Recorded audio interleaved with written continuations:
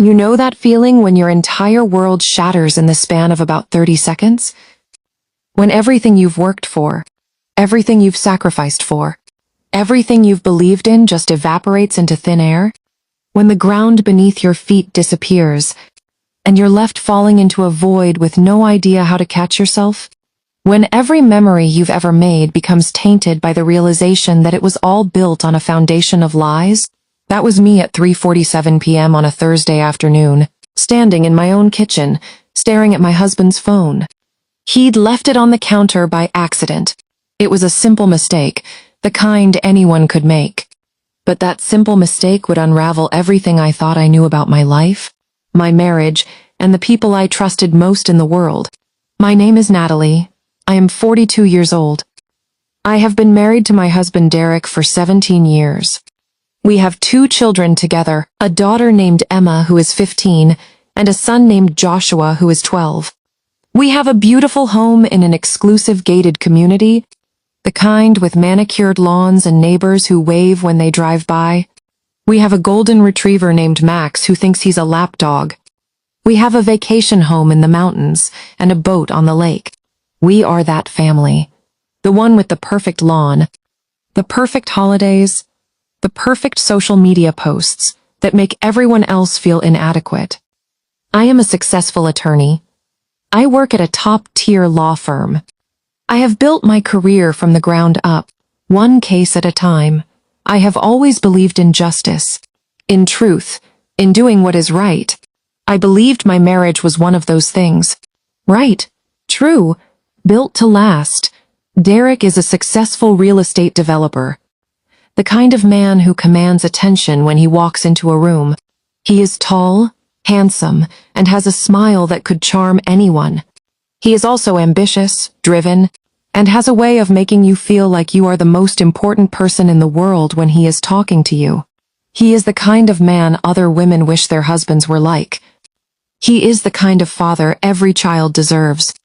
I met him when I was 25, fresh out of law school and working my first real job at a prestigious firm. He was 31, already on his way to the top. He swept me off my feet from the very first moment. He was everything I had ever wanted in a man. He was charming, confident, intelligent, and he made me feel like I was the only woman in the world. We dated for 2 years before he proposed. It was a fairy tale proposal, the kind you see in movies.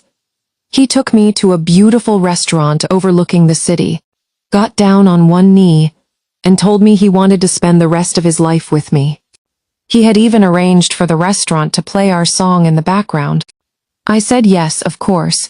I was madly in love with him. I could not imagine my life without him. He was my everything. Our wedding was beautiful, a lavish affair with hundreds of guests, a 5-tier cake, and a live band. I wore a designer dress that made me feel like a princess, and I walked down the aisle on my father's arm. When I saw Derek waiting for me at the altar, I felt like the luckiest woman in the world. I thought I had it all. I thought I was living the dream. But dreams have a way of turning into nightmares. That phone in my hand was Derek's work phone. He had another phone for personal use. He always kept them separate. I had never questioned it. I had never had any reason to question it. But now, the screen was lit up with a text message from someone I knew well. Someone I trusted. Someone I thought was my friend. My sister-in-law, Miranda. The message was short, but it was devastating. I can't stop thinking about last night. I love you. I can't wait to see you again. Please delete this message before she sees it. Love you more than anything, Em. I stood there, frozen, staring at the message on the phone. My hands were shaking. My heart was pounding so hard I could hear it in my ears. My mind was racing, trying to process what I was reading.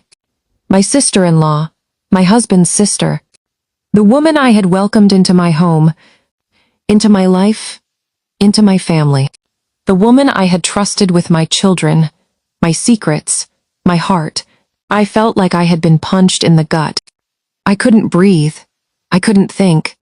All I could do was stare at those words, at the proof of a betrayal that was so deep, so complete, so devastating that I couldn't even begin to process it. The kitchen around me, the granite countertops, the hanging copper pots, the children's artwork pinned to the fridge, all of it felt like a film set. None of it was real anymore. I was trapped in a nightmare wearing the mask of my own life. I scrolled up.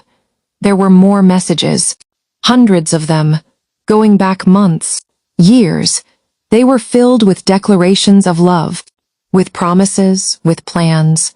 They had been having an affair.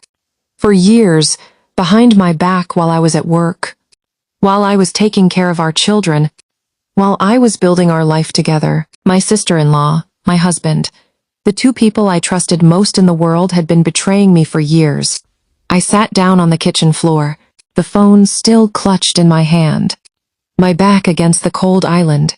I felt like I was going to be sick. My whole world was crumbling around me. Everything I thought I knew about my marriage, my family, my life was a lie. The tile was hard and cold beneath me, grounding me in a reality I didn't want to accept. Max patted over and laid his head in my lap, whining softly, but I couldn't even lift a hand to pet him. I was a statue of shock and grief. I started to think back, to remember, to piece together the puzzle. Miranda had always been close to Derek. They were siblings. They had grown up together. They had a bond that was unbreakable. I had always admired that. I had always been grateful that he had such a strong relationship with his sister. I had never questioned it. I had never had any reason to question it. In fact, I had encouraged it. I had told him how lucky he was to have a sister who adored him so much. The irony was a knife twisting in my chest. But now I was starting to see things differently. The way she looked at him, the way she touched him, lingering hugs, fingers that brushed his arm just a moment too long, the way she always seemed to be around, the way she always seemed to find excuses to be near him, the way she always seemed to insert herself into our lives, showing up unannounced with a bottle of wine, offering to babysit so we could have date nights. All those times, I thought she was being a supportive sister. Now I saw the truth. She was marking her territory. I had been blind. I had been naive. I had been trusting. I had been stupid. I started going through the rest of the phone. There were emails, photos, videos, evidence of a relationship that had been going on for years. Evidence of a betrayal that was so complete, so devastating, that I couldn't even begin to process it. My hands moved on autopilot, scrolling, screenshotting, forwarding to my own email. The attorney in me was already building a case, even as the wife in me was bleeding to death. I found messages between Miranda and Derek talking about me. They called me names. They mocked me. They laughed at me. They planned their future together, a future that didn't include me. She thinks she's so smart, but she has no idea. Just wait until we're free of her. We'll have everything. Once she finds out about us, it's over. We can finally be together. We can finally have the life we've always wanted. She's so oblivious. She has no idea. She trusts us completely. She's so easy to manipulate. I can't wait to be free of her. I can't wait to start our real life together. I felt like I had been punched in the gut. I couldn't breathe. I couldn't think. All I could do was stare at those words, at the proof of a betrayal that was so deep, so complete, so devastating that I couldn't even begin to process it. The cruelty in their words was almost more painful than the affair itself. They hadn't just betrayed me. They had actively despised me while doing it. I didn't confront them right away. I needed time to process. I needed to figure out what to do. I needed to understand the full scope of what had happened. I was an attorney. I knew how to build a case. I knew how to gather evidence. And I was going to build the strongest case of my life. I would not be the weeping, jilted wife. I would be a force of nature. I started doing some digging. I hired a private investigator, a quiet man named Mr. Harris, who specialized in financial fraud and infidelity. I gave him the names of my husband and sister-in-law. I told him to dig deep. I told him to find everything. I told him I wanted to know every detail of their betrayal. No stone left unturned. No secret left buried. What he found made my blood run cold. The affair had been going on for 10 years. 10 years of lies, of betrayal, of deception. 10 years of them hiding their relationship from me. 10 years of them pretending to be my family while they were secretly plotting against me. Miranda had even helped plan our anniversary parties, smiling in my face, while sleeping with my husband the night before. But that wasn't all. I also found out that they had been planning to steal my identity. They had been using my personal information to open credit cards, to take out loans, to buy properties. They had been building a secret life together, funded by my money. They had been stealing from me while pretending to love me. Mr. Harris uncovered shell companies, forged signatures, and a paper trail that led directly to Miranda's personal accounts. Miranda had been the mastermind. She had manipulated Derek, seduced him, turned him against me. She had been playing a long game, and she had been winning. She had been using my husband, my money, my life to build a future for herself. Derek was complicit, a willing participant, but the dark genius behind it all was Miranda. She had a plan, and I was just an obstacle in her way. I also found out that they had been planning to get rid of me. Not physically, but legally and financially.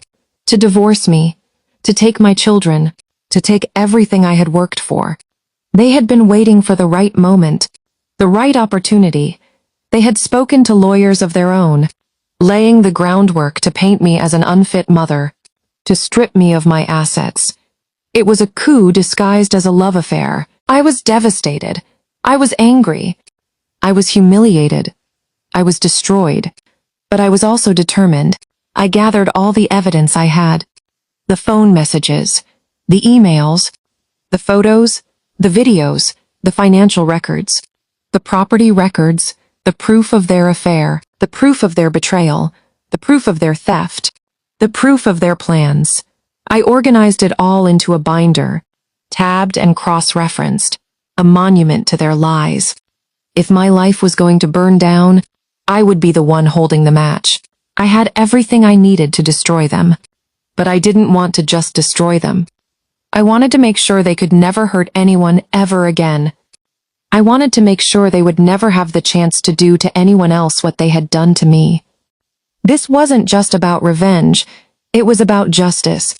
So I started planning my revenge. I contacted my lawyer, a brilliant woman named Catherine, who had a reputation for being relentless. I told her everything. I showed her the evidence. I told her what I wanted. Catherine looked at the binder, flipped through a few pages, and then looked up at me with a glint in her eye. "Natalie," she said, "they have no idea what's coming for them." "Mrs. Davis," he said, "you have a very strong case. Your husband has committed fraud, adultery, and financial abuse. He has been hiding assets. He has been stealing from you. He has been lying to you for years. I can help you. I can make sure he pays for what he's done." What about my sister-in-law? What about Miranda? She was part of this. She was the mastermind. She manipulated him. She used him. She stole from me. Your sister-in-law can also be held accountable. She has committed fraud, identity theft, and conspiracy. She can be charged with multiple crimes. She can go to prison. Good, I said. That's what I want. I want both of them to pay. I want both of them to face the consequences of their actions. I also contacted the police. I gave them the evidence. I told them everything I knew about Miranda's crimes. I told them about the identity theft, the fraud, the stolen money, the secret accounts, the detective assigned to my case. A woman named Detective Alvarez listened intently and assured me they would investigate thoroughly. She was arrested a few weeks later. I remember the day clearly. It was a Tuesday morning, and she was at her office, probably planning another one of her schemes. The police walked in and handcuffed her in front of her colleagues. She was charged with multiple felonies: fraud, identity theft, conspiracy. She was facing serious time. When Derek found out, he was devastated. He had been completely taken in by her. He had trusted her, loved her, defended her. And she had been using him the whole time. I confronted him that night in our living room.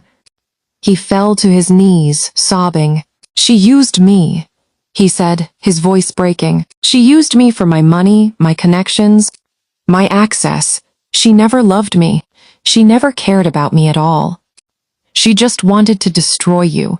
She just wanted to take everything you had." "I know," I said, and for the first time, I felt a flicker of sympathy for him. "She used you, just like she used all the others.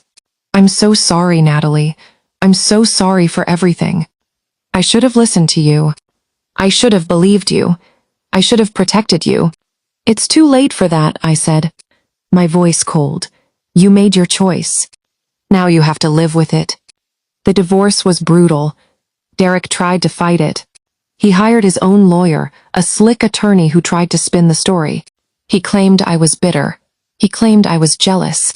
He claimed I was making everything up. But I had the evidence. I had the proof. And I was not backing down. Catherine eviscerated his arguments in court. The judge, after reviewing the binder, looked at Derek with undisguised contempt. In the end, I got everything. The house, the vacation home, the boat, the investments, the properties. I got custody of the children. I got alimony. I got it all. And Derek was left with nothing. His reputation was destroyed. His career was ruined. His life was over. The trial was brutal. Miranda sat in the courtroom, her face pale, her hands shaking. She tried to defend herself. She tried to spin the story. She claimed she was a victim too. She claimed Derek had manipulated her. She claimed she had been coerced. But the evidence was overwhelming. The phone messages, the emails, the photos, the videos, the financial records, the property records. It was all there. Everything she had done, everything she had planned, everything she had tried to hide. The jury found her guilty on all counts. Fraud, identity theft, conspiracy. She was facing a long prison sentence. She was facing the destruction of her reputation. She was facing the destruction of her life. When the verdict was read, she looked at me with hatred in her eyes. "You'll regret this," she said. "You'll regret destroying my life. You'll regret everything." I looked back at her, my face calm, my voice steady. "I'm not destroying your life. You destroyed your own life. You made choices. You made mistakes. And now you have to live with them." She was led away in handcuffs. I watched her go, and I felt nothing. No pity, no satisfaction, just relief. It was finally over. She could never hurt me again. Derek was also convicted. He was charged with fraud, adultery, and financial abuse. He was sentenced to community service and forced to pay restitution. He also had to forfeit his share of our assets. He had to start over from nothing. When the trial was over, I went home to my children. They were waiting for me, their faces filled with questions. They had heard the rumors, they had heard the whispers, they had heard the gossip. I sat them down and told them everything. I told them the truth. I told them what their father had done. I told them what their aunt had done. I told them the whole story, as gently as I could, but without sugarcoating. They were devastated. They cried. They screamed. They asked why. Why would they do this? Why would they hurt our family? Why would they destroy everything? I didn't have any answers for them. I didn't have any words of comfort. All I could do was hold them and tell them I loved them. All I could do was promise them that we would get through this together. And we did. We started the long process of healing. We went to therapy. We talked about our feelings. We supported each other. We started to rebuild our lives. I started to rebuild my life. I threw myself into my work. I focused on my children. I started to heal. I also started to speak out. I told my story to anyone who would listen. I wrote articles. I gave interviews. I shared my experience with others. I wanted to help other women who had been through similar situations. I wanted to show them that they could survive. They could thrive. They could rebuild. I created a support group for women who had been betrayed by their spouses. It started small, just a few women in a church basement. But it grew, and grew, and grew. Soon there were dozens of us. Then hundreds, then thousands. We shared our stories. We supported each other. We helped each other heal. It was a long process. There were many dark days. There were many moments when I wanted to give up. But I didn't. I couldn't. I had come too far. I had fought too hard. I had survived too much. I realized that the best revenge was not in destroying them. The best revenge was in thriving, in building a better life, in becoming the best version of myself, in showing them that they could not destroy me, in showing them that I was stronger than they ever imagined. I started dating again. It was terrifying. I was scared. I was nervous. I was afraid of being hurt again. But I took a chance, and I met someone wonderful, a kind, gentle man named Marcus. He was everything Derek was not. He was honest, he was loyal, he was loving. He made me feel safe. He made me feel valued. He made me feel loved. We got married 2 years later. It was a small ceremony, just family and close friends. I wore a simple white dress, and I walked down the aisle with my head held high.